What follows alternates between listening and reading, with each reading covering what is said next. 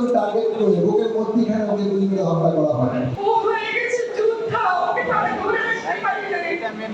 আমাকে হাত দিয়ে চলে গেছে। বিভিন্নভাবে ফেসবুকে বিভিন্নভাবে হুমকি দিতেছে অলরেডি খুনি হাসিনা এবং তার সন্ত্রাসী বাহিনী শহীদ পরিবার এবং যারা আহত যোদ্ধা এদের জন্য একটা সিকিউরিটির ব্যবস্থা করে পার্সোনালি। দেশের নাম্বার 1 ট্রেডিং অ্যাপ নিফটি ফার্স্টে পাচ্ছেন ট্রেডিং এর সব সুবিধা, dual এক্সটেন্স access, company analysis, portfolio তৈরি করা সহ আরও অনেক ইউনিক ফিচারের সাথে ট্রেড করতে ডাউনলোড করুন এক্ষুনি। কিন্তু আমার ছেলে তো হয়ে গেছে যোদ্ধা, ও হয়ে গেছে যোদ্ধা, ওকে তারা ধরে রাখতে পারি না। আমাকে হাত দিয়ে চলে গেছে, ও ফাঁক দিয়ে চলে গেছে। ওর মা থেকে গুলি করেছে, আমি ওর লাশটা পেয়েছি গেটে করে একটা হসপিটাল, সেখানে যে আমি ওকে মৃত্যু পেয়েছি। আমি সকলের কাছে আমার অনুরোধ যে আমি এই ধরনের চুলায় আর যাই না, আমাদের সন্তানদের উপরে যেন এই ধরনের চুলায় আর না আসে, আর যেন কার সাহস না হয় আমাদের ছেলেদের বুকের উপরে গুলি করে রক্ত দিয়ে ক্ষমতায় যেন আর কেউ না আসতে পারে। এটার জন্য সোচ্চার হবে সবাই।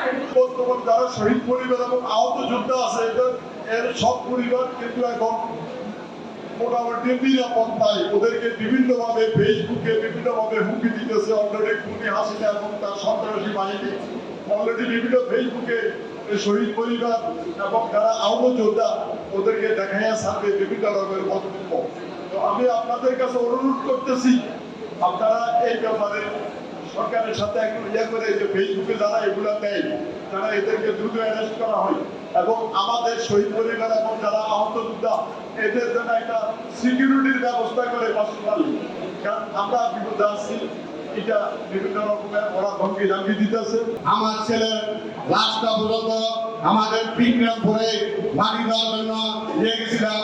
আওয়ামী লীগের দোষকরা আমার ছেলেকে বাবুবাজার পিড়িতে লাশটাকে আটকে দিয়েছে। এরপর আমার ছেলের লাশটাকে হাফিজুদ্দিন মাদ্রাসা কামরাঙ্গীচর ওদিকে দাফন করছি। এর চেয়ে কষ্ট কি আছে? আমার ছেলের দেশের স্বাধীনতা গেছে, অস্বার্থতা নাই। 19 জুলাই নীলক্ষেত মোড়ে সে ইন্তিকাল করছে। তাই আমি আমার আজকের এই ঢাকা কলেজের ছাত্রভাইকে বলবো, তোমাদের ছোট ভাই সাইদুল ইসলাম সুমন চানখানপুরে ওর নামে নামকরণ হয়েছে শহীদ সুমন চত্বর। তাই আমি তোমাদের ছাত্রের কাছে বলতে চাই, তোমাদের ছোট ভাই আমার ছেলে শহীদ আজিমপুর রোডটা রেখে তোমরা যদি পারো ভবিষ্যতে শহীদ সেবা রোড করার জন্য এটা তোমাদের কাছে আমার কাছে একটি আবদার হইল। আমার ছেলে ছিল অত্যন্ত সাহসী। সে তার কলেজের ছোট ছোট ভাইদেরকে সেভ করার জন্য সে আমাদের প্রথম সারিতে চলে যায়, যার জন্য ওকে একদম টার্গেট করে বুকের মধ্যখানে ওকে গুলি করে হত্যা করা হয়। আজকে ফারান ফায়েজ বেঁচে থাকলে সে এইচএসসি পরীক্ষা যেটা চলমান, এই পরীক্ষা শেষ করে সে উচ্চশিক্ষায় শিক্ষিত হওয়ার জন্য বিদেশে চলে যেত এবং তার ইচ্ছে ছিল, তার কিন্তু সরকারি চাকরি করার ইচ্ছে ছিল না। তার ইচ্ছে ছিল সে গবেষণায় লিখতে হবে, সে পদার্থবিজ্ঞানী হবে।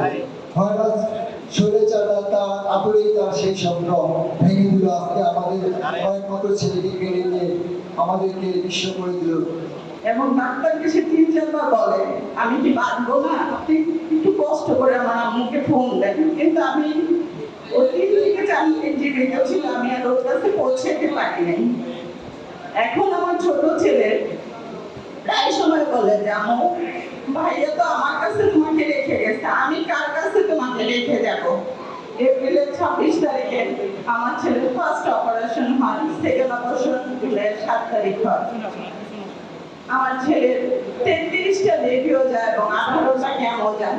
বর্তমানেও সে ট্রিটমেন্ট আছে। সবাই আমার ছেলের জন্য দোয়া করবেন। আমার ছেলে দেশের জন্য জীবন দিয়ে গেছে আর বলে গেছে যে আমি দেশের জন্য জীবন দিয়ে গেলাম। এই জীবন কোনোদিন জেলে এই রক্ত বৃথায় না যায়। আপনারা সবাই দিকে দৃষ্টি রাখবেন, খেয়াল রাখবেন, দেশের জন্য কাজ করবেন।